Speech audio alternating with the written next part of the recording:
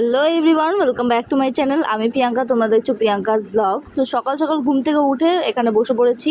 আর সকাল সকাল বলাটা ভুল, এখানে অনেকটা বেলাই হয়ে গেছে। বসে পড়েছি ম্যাগি বানিয়ে নিয়েছিলাম। আর সকালবেলা আমার ভাত খেতে একদম ভালো লাগে না, কিন্তু খিদেও পেয়ে যাচ্ছিল। আগের দিন রাতে খুব একটা খাওয়া হয়নি, একটু পরেই পড়াতে হবে, পড়তে চলে আসবে, তার জন্য ভাবছি যে এখনই ম্যাগিটা আমি খেয়ে নিই, তারপরে অনেক কাজ আছে। আর তোমাদের সাথে একটা জিনিস শেয়ার করবো, চলো ভিডিওটা দেখলেই তোমরা বুঝতে পারবে। তো অনেক ফেমাস ইউটিউবারদের আমি দেখেছি এরকম একটা উনুন ইউজ করতে। তো আমিও বানিয়েছিলাম দুদিন আগে, তোমাদের সাথে শেয়ার করা হয়নি। মানে বানিয়েছিলাম বলতে একটু চেষ্টা করেছিলাম আর কি। সেটাকে আজকে একটু চাচবো, চেঁচে একটু মানে সাইজ দেবো ঠিকঠাক। আমি কিছুটা করেছিলাম, মা তারপর একটু ঠিকঠাক করে দিয়েছিল, কারণ এগুলো আমার একার কম্য নয়। আর গ্যাসের পাশাপাশি উনুনে রান্না করতে আমার বেশ ভালো লাগে। আমার তো তোমরা জানোই যে আমার একটা ভিডিও মানে ফুডের চ্যানেল আছে, তো সেইখানে ভিডিও করি আমি, কিন্তু ভালো ব্যাকগ্রাউন্ড পাই না, তাই ভাবছিলাম একটা উনুন বানিয়ে নিই। তো উনুন বানালে আমার ভিডিওটা করতে সুবিধা হবে, আর উনুনে রান্না করতেও কিন্তু টেস্ট ভালো আসে রান্নার।